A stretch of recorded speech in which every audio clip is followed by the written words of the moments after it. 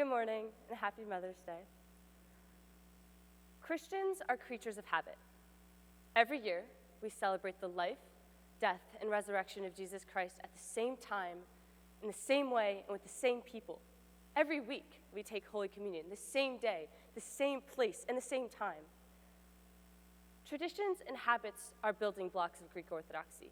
And because of this, it is so easy to find ourselves completing the same actions we always have since we were born, without understanding their significance. Earlier this year, I found myself forced out of my comfortable, perhaps misunderstood routine, and was questioned about my faith, forcing me to better understand the many processes that I have been taught. A few months ago, after sports practice, my friend from school asked me why I do my cross before I worked out. I had noticed her watching me before, but she never asked me about it, and so I ignored her. I eventually learned that her stares were not due to judgment, but instead genuine interest in my faith. As I began to explain to her my connection to Greek Orthodoxy, I felt an unexpected mental block. I found myself explaining habits and traditions, the kinds of things that I've been taught to do since I was born. What I couldn't seem to express was the deeper and the more personal connection that I knew I had to my faith. From that moment on, I honestly felt really foolish and immature. How is it possible that I could have spent years learning about my faith, going to church, attending Goya and Sunday school, and I couldn't explain parts of my faith in simple words? I knew it wasn't because I didn't believe enough or know enough. Over time, I realized that it was because I never had to explain or defend my faith to anyone. I had always been the one listening and learning. I listened to Father Peter. I listened to my Sunday school teachers. I listened to my parents. It was an entirely new perspective to be the one talking, let alone teaching. I did my best to explain to her in the moment, but there is so much more that I know I could have explained to her if I had taken the time to ask myself that question first. A few weeks later, the topic came up again. I was sitting on a couch at school with my close friends as we were all completing some sort of work, and one of my friends told the group that she was struggling with parts of her religion. Of my close friends, 2 of them share Christianity with me. 2 are Muslim, 2 are Jewish, 1 is atheist, and 1 of them is unsure of their beliefs.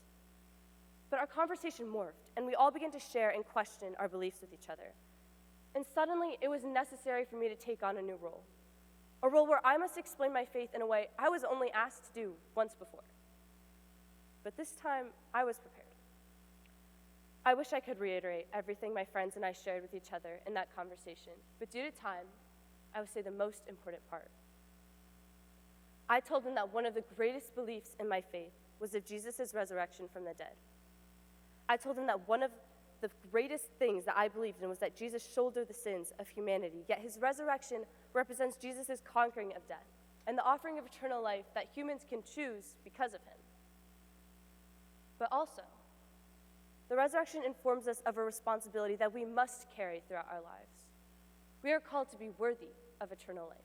Every day, we are called to make difficult and moral choices, such as those made by Jesus, that will allow us one step closer to eternal life, the purpose of Jesus' sacrifice. And that's when I asked my atheist friend a question that had been on my mind since freshman year. Do you fear death? Her answer was a scientific one that I will respect just as she respects mine, but lacks faith in God and the glory of heaven. But I know that I do not fear death because of the sacrifice exemplified by Jesus' death and his resurrection. This understanding was strengthened when it came time for me to speak alone, when I had no other person telling me exactly what I should say and exactly how I should feel. Christians are creatures of habit. When I was forced to leave a place of familiarity and speak for myself to people who knew very little about my religion, I felt the most connected to my faith. Because Bible stories and prayers and religious traditions will never change. But we are expected to mature and to figure out what such a powerful thing like Jesus' resurrection means to us individually. I now realize that I'm no longer at the age where I do things just because it is a habit.